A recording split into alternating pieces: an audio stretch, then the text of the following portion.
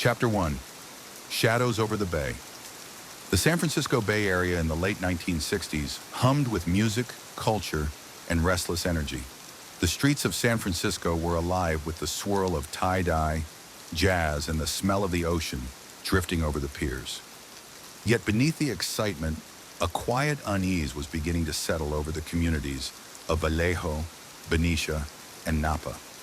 It started with reports that seemed almost incidental at first, easily dismissed by many as small-town misfortune, but soon these reports threaded together into a pattern that would grip the region for decades. On a clear evening in December 1968, the Vallejo Police Department received a report about an incident near the quiet streets where couples often parked. It wasn't immediately clear how serious it was. Officers Paul Stein and Richard Radatic, later famously involved in the broader investigation, were part of a department just getting accustomed to the new wave of media attention and the peculiar challenges of a growing suburban population. The event itself was quickly documented, photographed, and cataloged, but the significance would only become apparent weeks later.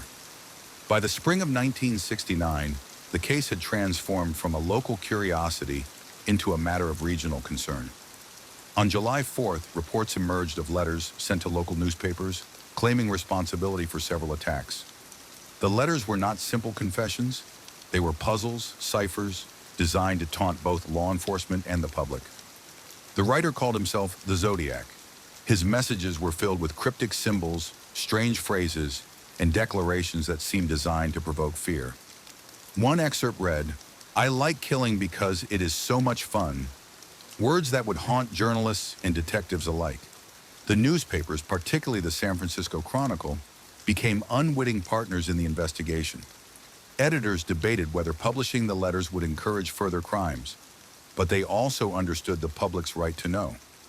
On August 1st, 1969, the first widely publicized Zodiac letter arrived at the Chronicle.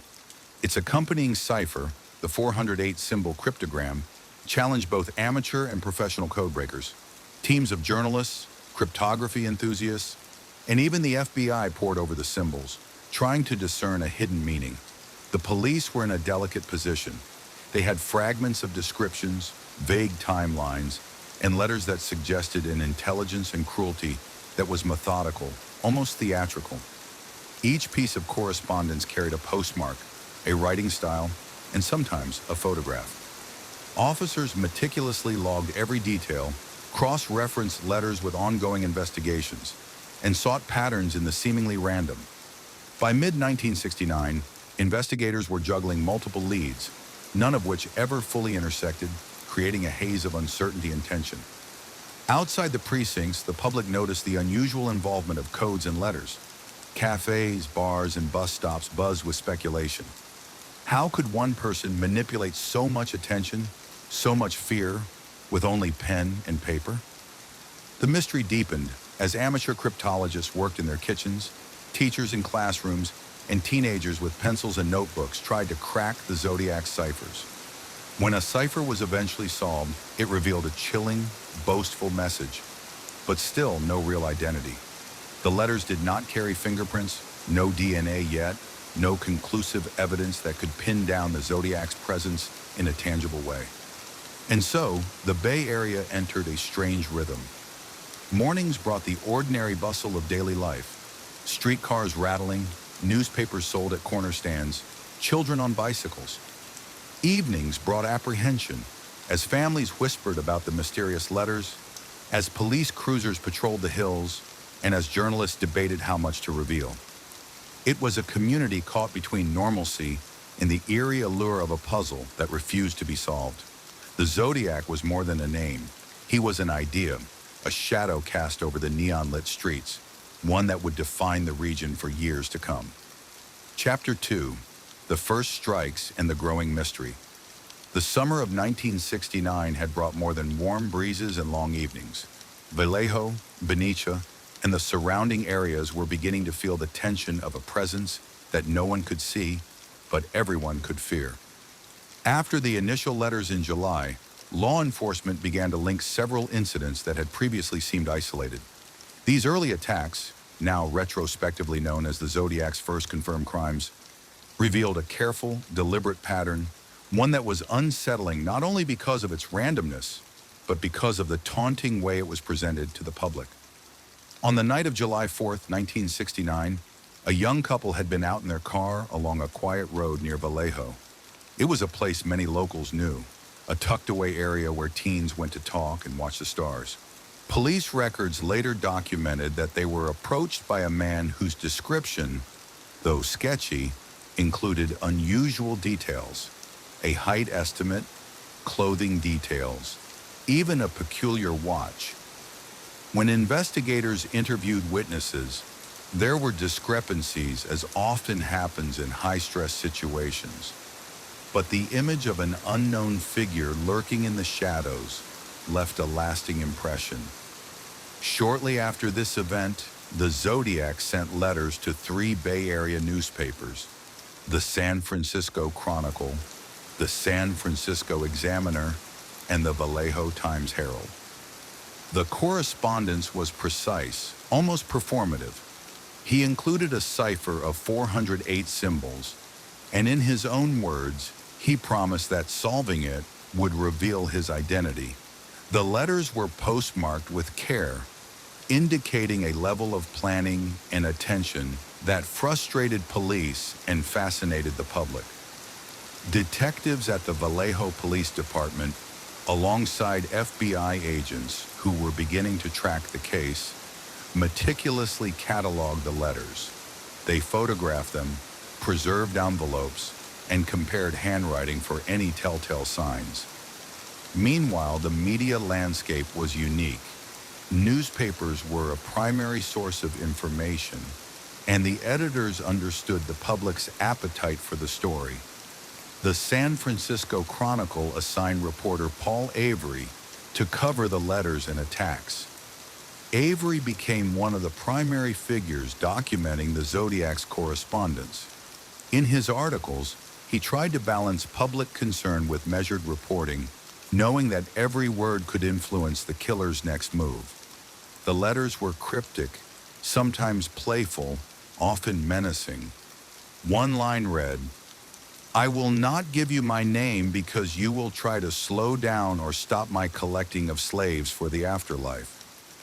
The phrasing was strange, almost ritualistic, and detectives debated whether it reflected an elaborate fantasy or a pattern meant to mislead.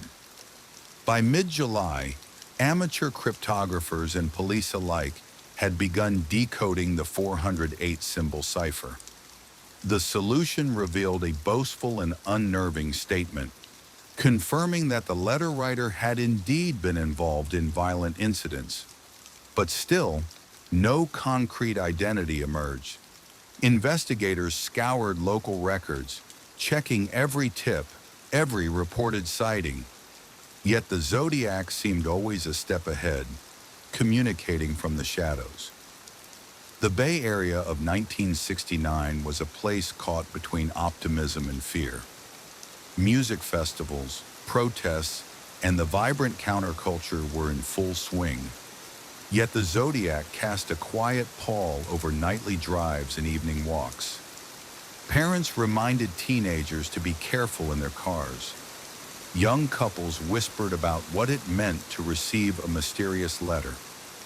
Police stations kept their doors open late, and detectives, exhausted but determined, pieced together leads that rarely intersected.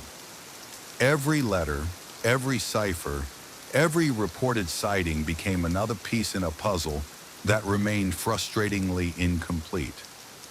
By August, it was clear to everyone involved, detectives, journalists, and citizens alike, that the Zodiac was no ordinary criminal. He was deliberate, intelligent, and theatrical. And the letters, with their cryptic symbols and taunting words, were just the beginning of a mystery that would span years, drawing the Bay Area into a tense, unspoken game of cat and mouse. Chapter 3. The First Confirmed Victims.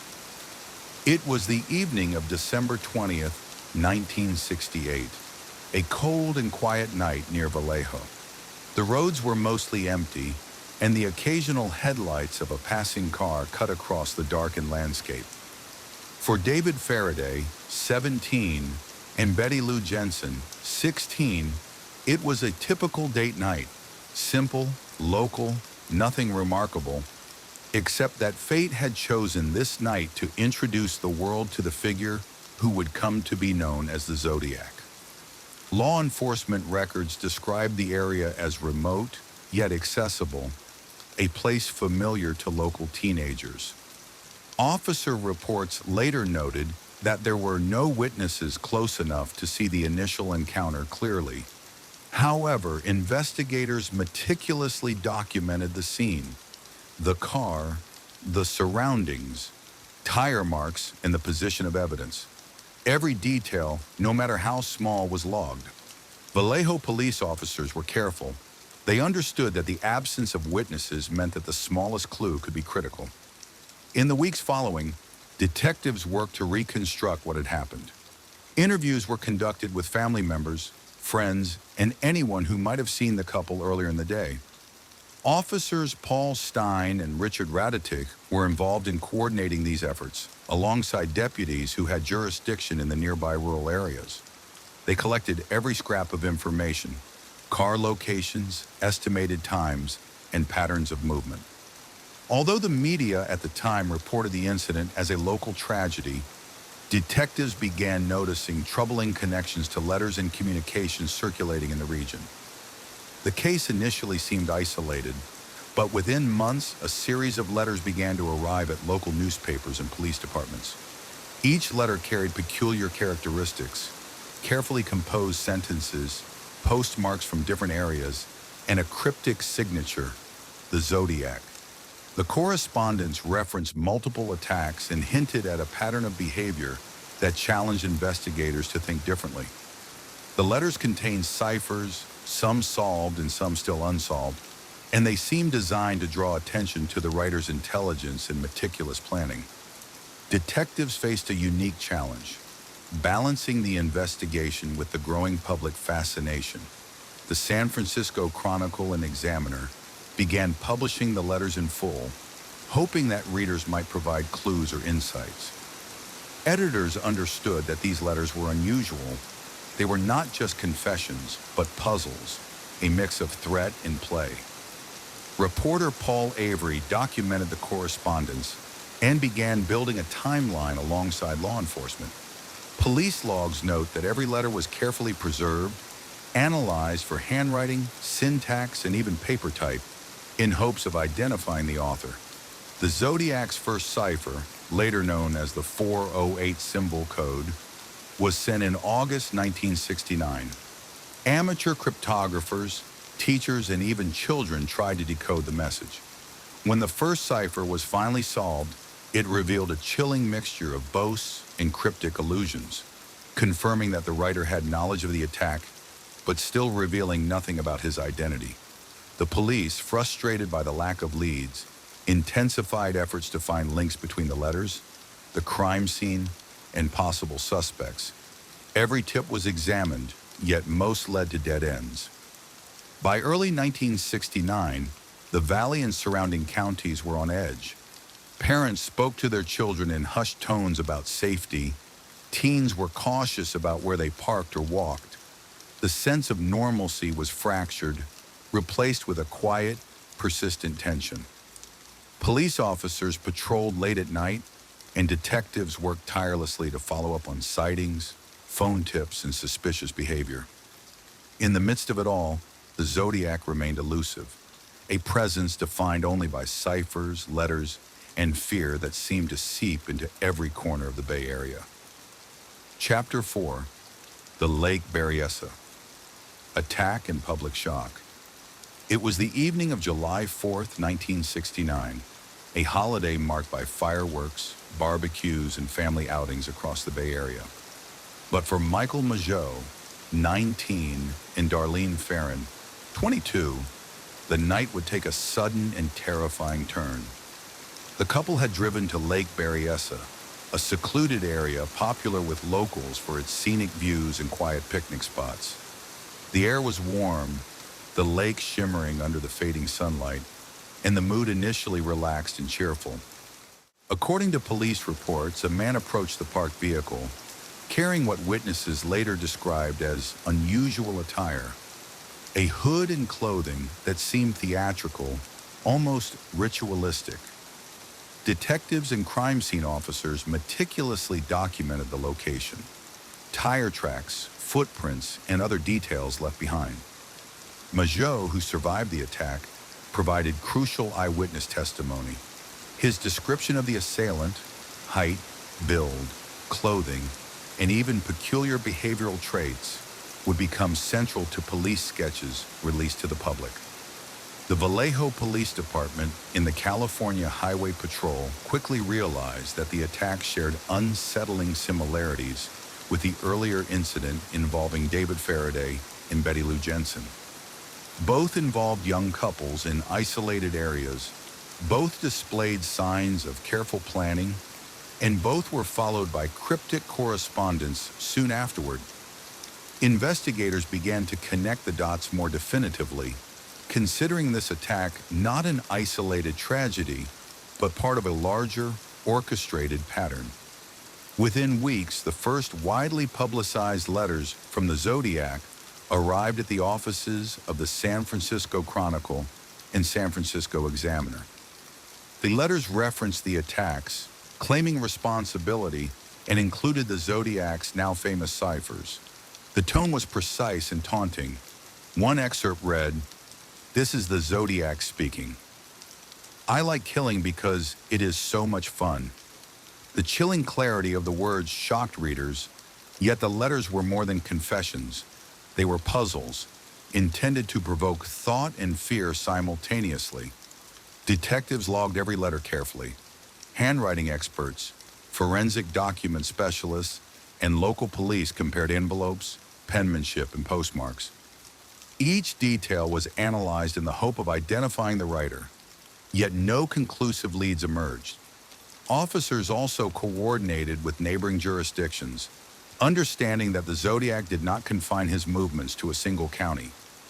Reports of suspicious vehicles, fleeting sightings, and unusual behavior were collected, creating a growing but still incomplete picture of the man behind the letters. Media coverage intensified. Newspapers debated the ethics of publishing the Zodiac's messages in full, balancing public safety with the possibility of providing crucial investigative leads. The letters included ciphers, one of which, the 408 symbol code, was eventually solved by a high school teacher and his wife, revealing a boastful but cryptic message.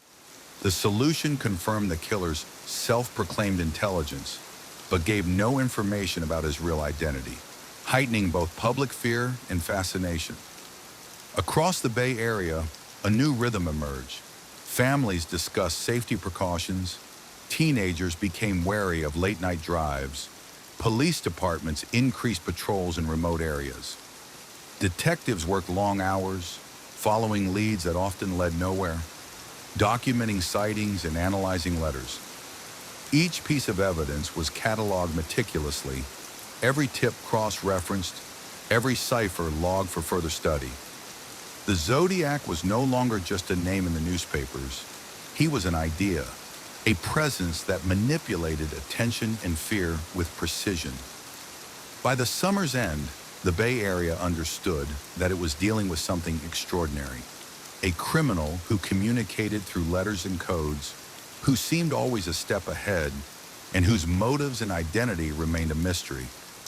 The investigation had become both a challenge and a spectacle, drawing journalists, cryptographers, and law enforcement into a puzzle that would define the region for years to come. Chapter 5: The 408 Cipher and the Puzzle of Fear. The first days of August 1969 were unusually tense in San Francisco newsrooms. At the San Francisco Chronicle, San Francisco Examiner, and the Vallejo Times-Herald, editors and reporters handled envelopes that would change their work and their safety protocols forever. Inside each envelope was a letter, handwritten in neat, deliberate script, signed with a circle and crosshair symbol. These letters were not mere statements, they were challenges. Each one contained a third of a large cryptogram, 408 characters in total, broken into three sections. The writer demanded publication, warning that if the papers refused, he would strike again. The demand placed editors in a difficult position. Publishing could encourage the writer, but withholding the letters risked more attacks. After consulting with law enforcement, the newspapers complied, running the ciphers in their August 2nd and August 3rd editions. Readers across the Bay Area unfolded their papers at breakfast tables, finding columns of strange symbols staring back at them. It was a moment of collective unease. Never before had the public been so directly invited into the game of a criminal. At first, professional cryptographers took interest, but the solution did not come from police or federal investigators. Instead, it came from Donald Hardin, a high school teacher from Salinas, and his wife, Betty. The couple, intrigued by the puzzle, spent evenings at their kitchen table analyzing patterns in the symbols. Donald applied basic frequency analysis, substituting common English letters for recurring symbols. Betty, familiar with the Zodiac's unsettling writing style, anticipated words he might use. Within days, the Hardins cracked the code. The message was disturbing, though not the revelation of identity that the killer had promised. Instead, it was a boastful declaration of his enjoyment in killing, describing it as more fun than hunting wild game. He claimed it gave him power over others, and he referred to collecting victims as slaves for the afterlife. For investigators, the solution confirmed the author's connection to the attacks, but it offered no tangible leads. The cipher, though chilling, was a dead end in terms of identifying the killer. Law enforcement scrambled to manage public reaction. The Vallejo Police Department worked alongside the FBI and local sheriffs, analyzing every envelope, every piece of handwriting, and every potential fingerprint. None of the letters provided usable forensic evidence. The Zodiac had taken care to avoid leaving behind clear traces of himself. Investigators noted his ability to control the narrative, forcing both police and the media into reactive roles. In the streets, the atmosphere shifted. People carried newspapers folded under their arms, discussing the strange symbols over coffee or in line at the bus stop. Amateur sleuths filled notebooks with their own attempts at solving ciphers, some writing into newspapers with their theories. Teachers, students, and hobbyists all became temporary cryptanalysts, each drawn into the puzzle. For many, the Zodiac became less a distant criminal and more an active presence in daily life, a figure they debated, speculated about, and feared. The Chronicle's crime reporter, Paul Avery, documented the developments in measured tones, careful not to sensationalize while still acknowledging the gravity of the situation. He later reflected that the Zodiac's letters changed the relationship between criminal and public, making the case both a law enforcement challenge and a cultural phenomenon. Detectives, meanwhile, kept their focus on linking the letters to physical evidence. They compared handwriting samples from potential suspects, logged thousands of tips, and created detailed timelines of movements and postmarks. Yet progress was slow. The cipher solution, though anticlimactic in terms of identity, proved one thing clearly. The Zodiac was intelligent, deliberate, and committed to being heard. He was not a criminal satisfied with silence. He thrived on attention, on the idea that thousands of people were reading his words and pondering his puzzles. The Bay Area, already a place of vibrant change and unrest in the late 1960s, now found itself entangled in a mystery that blurred the lines between crime, code-breaking, and public spectacle. Chapter 6. Lake Berryessa, the Masked Intruder. The morning of September 27, 1969, began like any other around the rolling hills of Napa County. Families picnicked by Lake Berryessa, hikers wandered quiet trails, and the lake shimmered in the early sunlight. For Brian Hartnell and Cecilia Shepard, both in their early 20s, it was a typical outing, parking near the shoreline, enjoying the view, and preparing for a day by the water. But this serene setting would become a key chapter in the unfolding mystery of the Zodiac. At approximately 5:30 p.m., a figure approached the couple. Witnesses described him later as wearing a hooded costume drawn over the head like a theatrical mask, with a crosshair symbol scrawled across it. His clothing, according to official reports, appeared deliberately unusual. A white garment, fitted and concealing, designed to create a sense of confusion and fear. He spoke briefly, issuing instructions in calm, precise tones, as if performing a rehearsed role. Though the encounter was terrifying, detectives later noted that it demonstrated a level of calculation. The killer chose an isolated location, controlled the pace of interaction, and left minimal traces of himself, aside from fleeting physical evidence documented at the scene. Brian Hartnell's testimony would prove invaluable to investigators.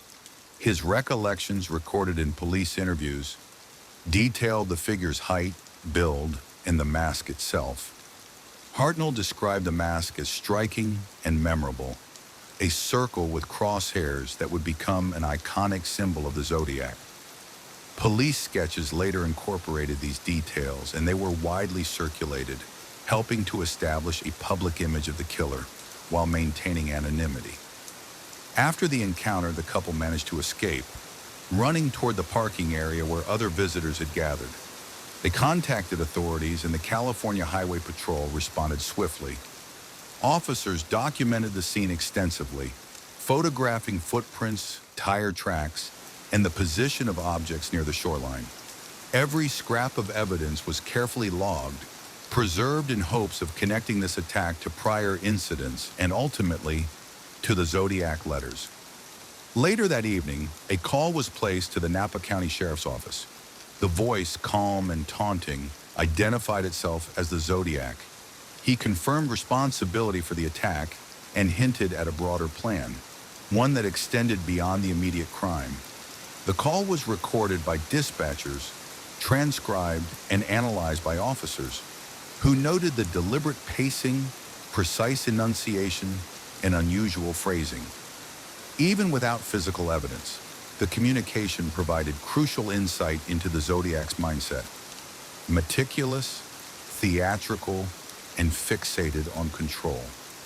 In the days following the Lake Berryessa attack, the Zodiac continued his pattern of correspondence. Letters to newspapers referenced the incident, describing it in ways that both confirmed his involvement and enhanced the public's fascination. The letters were not confessions in the traditional sense. They were performances, carefully crafted to provoke fear and capture attention. Investigators treated each letter as evidence, analyzing postmarks, handwriting, and linguistic patterns. Every detail became part of a growing profile of the killer, though his true identity remained hidden. Media coverage intensified. Local newspapers ran the stories with headlines emphasizing the bizarre costume, the crosshair symbol, and the enigmatic letters. Citizens across the Bay Area discussed the attack at diners, bus stops, and in homes, questioning what kind of person could plan such events and whether the next attack might strike closer to their own neighborhoods. Schools reminded students to exercise caution, and law enforcement maintained increased patrols in secluded areas. The Lake Berryessa incident, more than any prior attack, cemented the Zodiac's reputation as both elusive and theatrical. Unlike previous encounters, it provided tangible elements for sketches, detailed eyewitness accounts, and a clear visual symbol, the mask, that would become synonymous with his name. For detectives, it offered a rare combination of physical evidence and behavioral insight. For the public, it amplified fear and fascination alike, deepening the mystery that the Zodiac had created through letters, ciphers, and carefully staged encounters. By the end of September 1969, the Bay Area understood that the Zodiac was not only a threat, but also a storyteller. Each attack, each letter, each carefully placed symbol contributed to a narrative he controlled.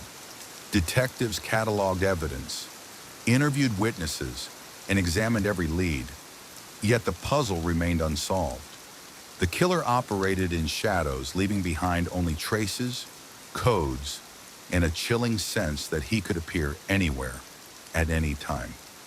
The Lake Berryessa attack would become a cornerstone in the investigation, highlighting both the ingenuity and audacity of the Zodiac, and setting the stage for future encounters that would challenge law enforcement and the public for years to come.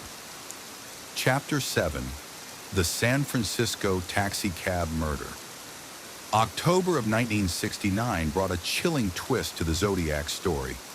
After months of terror in Northern California, a new murder would mark the killer's first known attack in the heart of San Francisco, drawing the city into a tense dance of fear, intrigue, and investigation. On the night of October 11, Paul Stein, a young and dedicated San Francisco cab driver, completed his last fare without knowing that his route would end in tragedy. The city's foggy streets and dimly lit neighborhoods, typical of late 60s San Francisco, became the backdrop for a crime that would soon capture the public imagination. Paul Stein was known to his friends as kind and reliable, someone who greeted each passenger with a polite smile. That night, he picked up a fare in the affluent neighborhood of Presidio Heights. The streets were quiet, the kind of stillness that makes a city feel peaceful yet strangely vulnerable. Later, Stein's cab was found abandoned, his life taken in circumstances that seemed at first almost random, yet the details would reveal a methodical and calculated act. Unlike previous attacks, which had occurred in the shadows of rural or suburban areas, this one had happened in the bustling city, escalating the sense of vulnerability for everyone in San Francisco. What followed immediately was a mix of panic and professional determination. The San Francisco Police Department launched an intensive investigation. Detectives scoured the neighborhood for witnesses, tracing tire marks and street patterns, seeking any clue that might reveal the killer's identity. But perhaps the most unsettling development came through the mail. The Zodiac, ever eager to insert himself into the public narrative, sent letters to the city's newspapers almost immediately, claiming responsibility for the cab driver's murder. These letters were typed with a composed, unsettling precision, signed in the same cryptic symbol that had haunted Northern California for over a year, a circle intersected by a cross. One particular letter, famously addressed "Dear Editor," would ignite headlines across the region. In it, the Zodiac taunted the police for their inability to catch him and demanded that the letters be printed exactly as he wrote them. He described the murder in a matter-of-fact tone, referencing details only the killer could know, but carefully avoiding graphic language. The letter struck fear into readers and investigators alike. Here was a criminal who sought not only to commit crimes, but also to manipulate the city's attention, to turn the act into a puzzle that the public itself was forced to ponder. San Francisco, already a city of rolling fog, steep hills, and eclectic neighborhoods, now felt the Zodiac's presence lurking in its alleys and streets. Police efforts intensified, with patrols, public warnings, and careful analysis of each line in the letters. Witnesses were interviewed, maps were drawn, and tips poured in from anxious citizens. The initial response reflected the challenges of policing in a city experiencing rapid social change and a growing fascination with counterculture, an atmosphere in which a criminal could exploit curiosity and fear simultaneously. As the investigation continued, the city was caught between shock and intrigue. Who was this person who could commit such acts yet remain hidden? Why target a cab driver in a crowded urban area? And most unsettling of all, would the letters continue, providing both clues and confounding riddles? The San Francisco taxicab murder marked a turning point.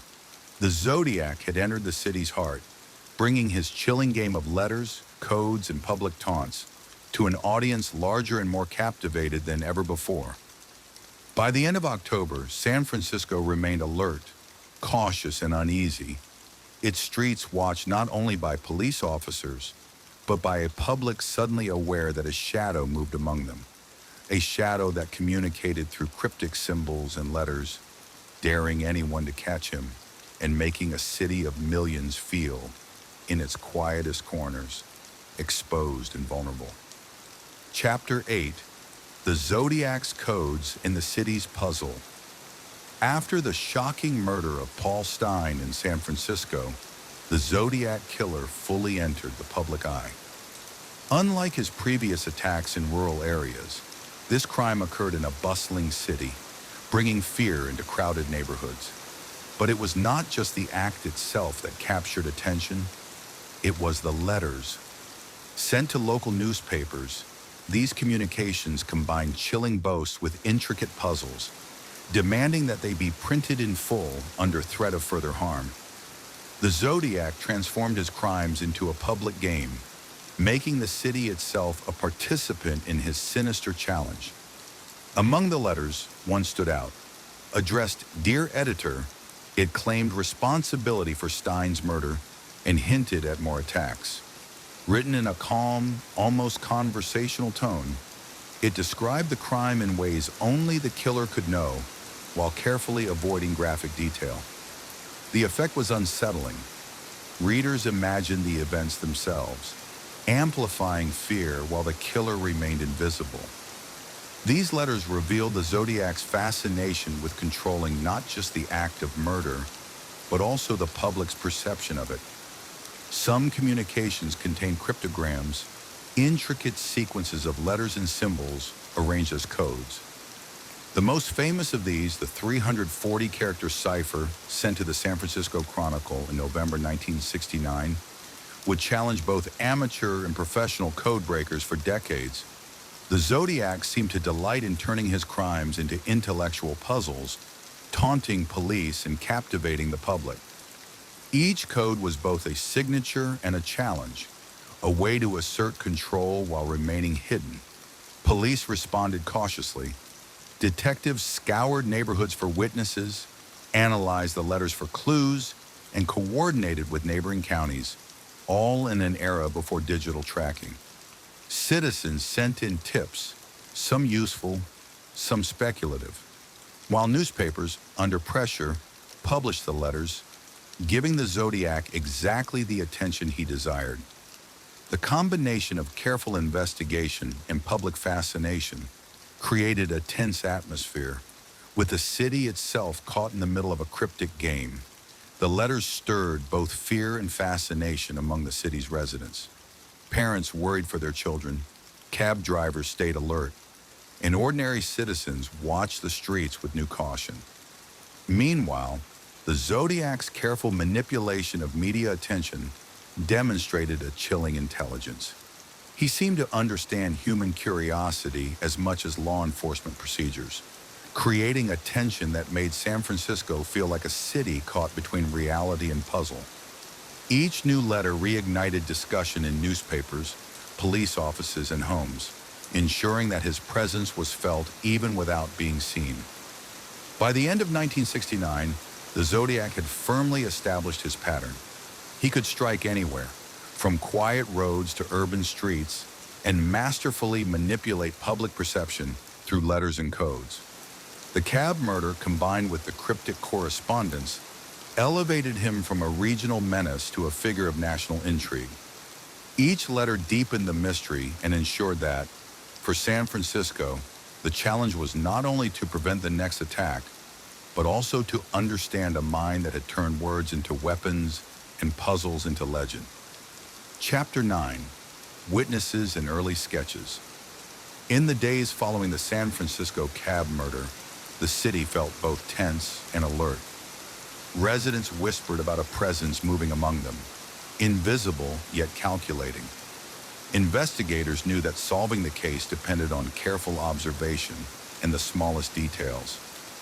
Fortunately, some fragments of information began to emerge from witnesses near the crime scene in Presidio Heights.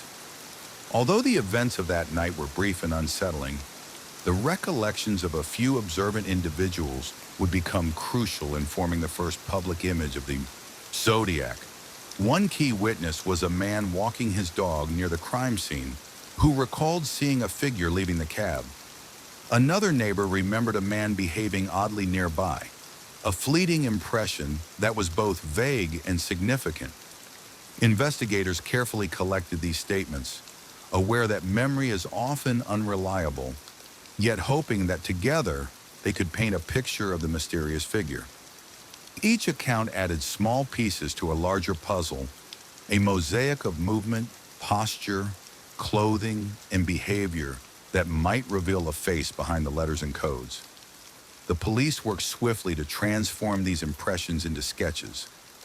Composite drawings were created from witness memories, a challenging task in a city where fog, shadows, and dim streetlights made details difficult to discern.